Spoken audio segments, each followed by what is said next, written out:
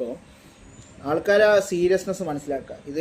ഇത് വിറ്റ് കാശാക്കുന്ന യൂട്യൂബേഴ്സ് ആണെങ്കിലും ശരി, മാധ്യമങ്ങളാണെങ്കിലും ശരി, എല്ലാവരോടും എനിക്ക് ഒന്നേ പറയാനുള്ളൂ, വിഷമം. ഇത് നമ്മുടെ ഭാഗത്താണ് സംഭവിച്ചിരുന്നെങ്കിൽ, ഇത് നമ്മൾക്കാണ് സംഭവിച്ചിരുന്നെങ്കിൽ, നമ്മുടെ സർവ്വതും നഷ്ടപ്പെട്ടിട്ടാണ് നമ്മൾ നിന്നിരുന്നതെങ്കിൽ നമ്മൾ ഇങ്ങനെ വീഡിയോ ചെയ്യുമോ? ആ വീഡിയോ കാണാൻ നമ്മൾ ആഗ്രഹിക്കുമോ?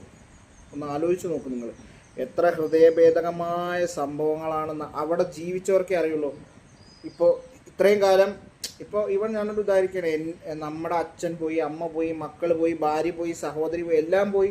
നമ്മൾ ജീവിച്ചിരുന്ന സ്ഥലം ഇവിടെയാണ് എൻ്റെ വീട് എന്ന് ചൂണ്ടിക്കാണിക്കാൻ പോലും നമുക്ക് ആ പ്രദേശം പോലും മനസ്സിലാവുന്നില്ല. അവരുടെ അവസ്ഥ അതാണ്.